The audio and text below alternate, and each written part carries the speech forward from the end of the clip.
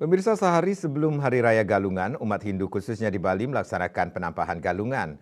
Di tengah masyarakat, tradisi yang masih dipertahankan adalah tradisi nyate atau membuat sate serta ngelawar atau membuat lawar.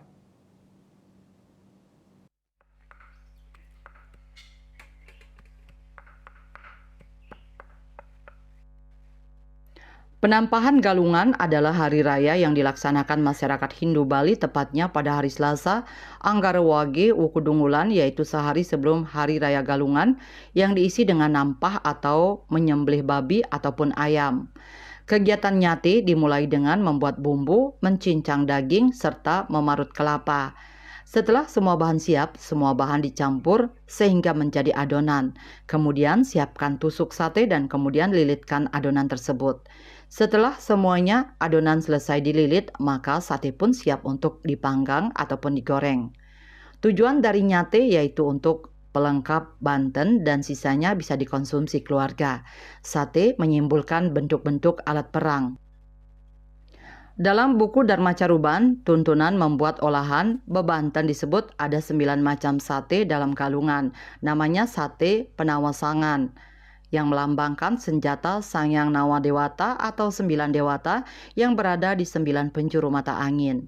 Kuliner ini mengandung filosofi tersembunyi dari daging lilitnya yang melambangkan masyarakat Bali dan tusuk satenya sebagai pemersatunya. Sementara tradisi ngelawar atau membuat lawar juga biasanya dilakukan masyarakat Hindu Bali ketika penampahan galungan. Lawar adalah makanan khas Bali yang biasanya berupa campuran sayuran dan daging cincang berbagai jenis yang direbus lalu dicampur dengan bumbu gede atau bumbu lengkap. Sebenarnya terdapat beragam jenis lawar dibuat masyarakat Bali, namun untuk kelengkapan upakara, lawar pada umumnya terdiri dari lawar merah dan lawar putih. Lawar merah tentunya dihasilkan dari darah hewan yang dagingnya dipakai untuk lawar, sedangkan lawar putih adalah lawar yang tidak menggunakan campuran darah. Namun demikian, ada yang merupakan lawar kreasi seperti lawar nangke, daun belimbing, lawar kacang, dan lain sebagainya. Banyak arti penting dari tradisi ngelawar. Tujuan utama adalah menciptakan persatuan, kerukunan, dan kerjasama serta belajar mensyukuri semua anugerah Tuhan Yang Maha Kuasa.